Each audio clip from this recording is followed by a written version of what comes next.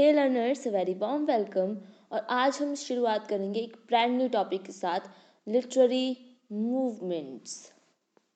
Literary movements में हम बात करेंगे स्कॉटिश चॉसेरियंस से, जो कि रेनेसेंस पीरियड का एक बहुत इम्पॉर्टेंट मूवमेंट है। अगर हम बात करें कि लिटरेचर में लिटरेरी मूवमेंट्स हैं क्या, देखो लिटरेचर में लिटरेरी मूवमेंट्स बिल्कुल क्लियर है। ये एक्चुअली में डिवाइड करते हैं, मतलब डिफरेंट राइटिंग्स को डिवाइड करते हैं, लिटरेरी वर्क्स को डिवाइड करते हैं। ये ऐसे डिवाइड करते हैं वर्क्स को ताकि हम आइडेंटिफाई कर सकें कि एक पर्टिकुलर ग्रुप ऑफ राइटर्स ने किस तरह की राइटिंग को प्रेफरेंस दी है। अब जो ये राइटिंग है ये किसी भी बेसिस पे हो सकती है। कभी कभी हम फिलोसॉफिकल बेस पे डिवीजन करते हैं, कभी कभी कुछ फीचर्स होते हैं, एस्थेटिक फीचर्स होते हैं उनके बेस पर, या कभी कभी टॉपिक से रिलेटेड भी जो जिन्होंने सेम टॉपिक पर लिखा होता है उनको भी लेके हम डिवाइड करते हैं। तो इस तरह से हम लिटरेचर में लिटरेरी मूवमेंट्स का यूज़ करते हैं। अब बात करते हैं कि क्यों हम यहाँ पर लिटरेरी मूवमेंट्स को पढ़ रहे हैं। क्योंकि लिटरेरी मूवमेंट्स आपको एक बहुत अच्छा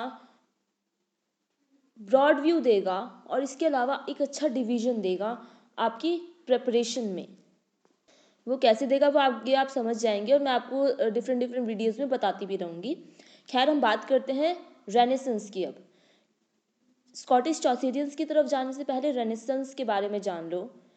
रेनेसेंस हम बेसिकली प्रोनाउंस करते हैं ब्रिटिश इंग्लिश में, और अगर आप अमेरिकन इंग्लिश में हैं तो उसको प्रोनाउंस करेंगे रेनेसांस से। चलिए अब बात करते हैं रेनेसेंस मतलब क्या है। रीबर्थ, ये फ्रेंच एंड लैटिन वर्ड से मिलके बना है, और रीबर्थ मतलब किसी भी न्यू एक्टिविटी में, किसी भी इंटरेस्ट में जब आपका पुनर्जागरण हो। और जब ये चीज़ लिटरेचर के पर्सपेक्टिव से हो तब ये रेनेसेंस इन लिटरेचर कहलाता है। ये ना एक यूरोप का ट्रांजिशनल मूवमेंट था बिटवीन मिडिवल एंड मॉडर्न, और ये शुरुआत इसकी हुई थी इटली से इन 14th सेंचुरी। और बेसिकली जो ये पीरियड है ये 14 से 16 सेंचुरी के बीच का ही है, जब क्लासिकल मॉडल से ही इन्फ्लुएंस होकर यूरोपियन आर्ट और लिटरेचर की शुरुआत हुई थी। और ये जो मूवमेंट है अपने आप में बहुत ज़्यादा एस्थेटिक मूवमेंट है, बहुत ज़्यादा इम्पॉर्टेंट मूवमेंट है। चलो अब बात करते हैं स्कॉटिश चॉसेरियंस की।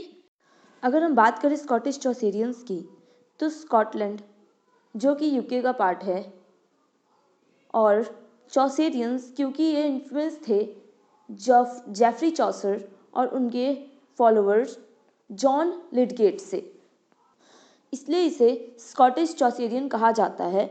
और जो ये मूवमेंट था वो 15th एंड 16th सेंचुरी के उन ग्रुप ऑफ पोइट्स के लिए था जो कि इन्फ्लुएंस थे जेफरी चॉसर की राइटिंग से। और मेजरली उन्होंने जेफरी चॉसर के 7 लाइन स्टेंजा, जिसे राइम रॉयल भी कहा जाता है, उसे यूज़ किया अपनी राइटिंग्स में।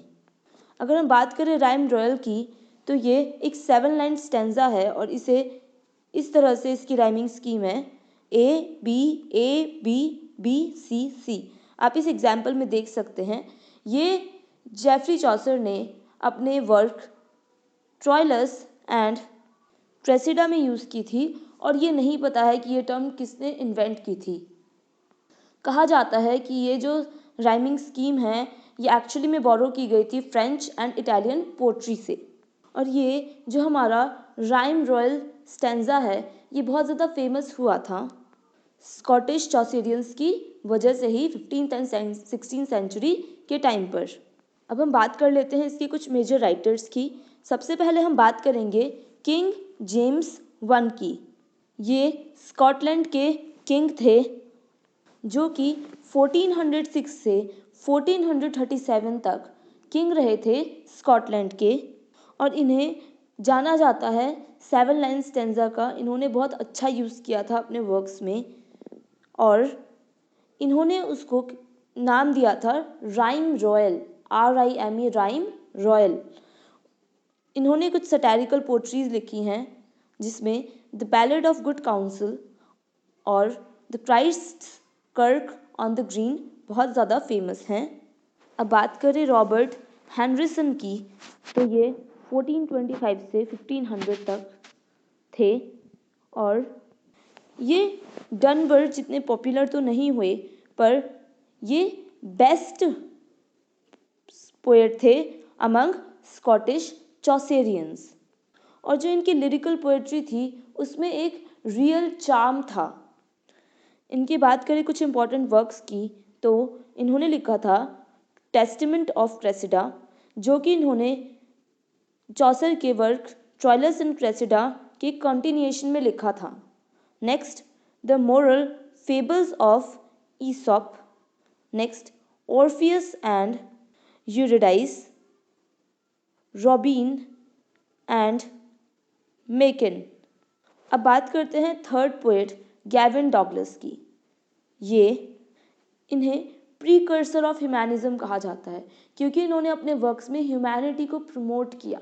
इन्हें पायनियर कहा जाता है ह्यूमैनिज्म का।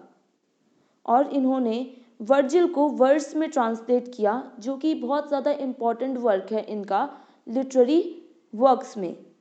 और इसके अलावा इनके कुछ अदर वर्क्स भी हैं, जिसमें पैलेस ऑफ ऑनर, जो कि इन्होंने इमिटेट किया था चौसर का एक वर्क हाउस ऑफ फेम को। इसके अलावा किंग हार्ट, ये जो किंग हार्ट पोएम है ये इन्होंने नेचर और लैंडस्केप दोनों के ऑब्जर्वेशन में लिखी थी। और इनके जो एलिगोरिकल वर्क्स हैं वो बहुत ज़्यादा फेमस हैं, क्योंकि इनके जो एलिगोरिकल वर्क्स हैं वो फेथफुलनेस को शो करते हैं। अब बात करते हैं विलियम डनबर की। ये बहुत ज़्यादा फेमस पोएट साबित हुए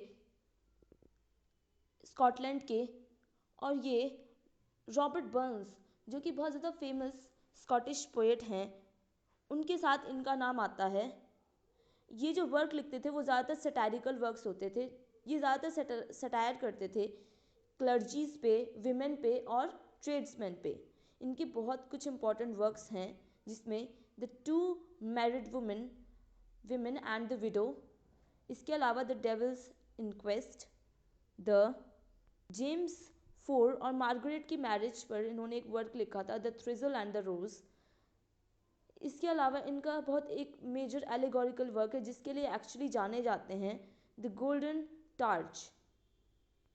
एक बात और मैं आपको बता दूं यहाँ पर कि इस टाइम पर इंग्लैंड ने स्कॉटलैंड को एक इंडिपेंडेंट स्टेट घोषित कर दिया था after the end of war of Scottish independence in 1357।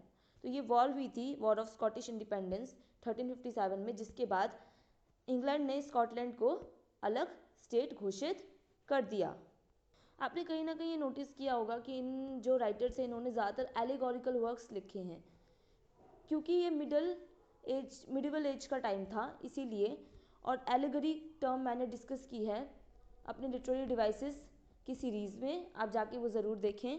अगर आपको ये सीरीज़ भी लिटरेरी मूवमेंट्स की पसंद आ रही हो, मेरा ये लेक्चर पसंद आया हो, तो आप कमेंट में लिख सकते हैं। आपकी कोई भी क्वेरीज है तो आप मुझे बता सकते हैं। Thanks for watching. मिलते हैं नेक्स्ट वीडियो में। Till then keep learning, keep growing.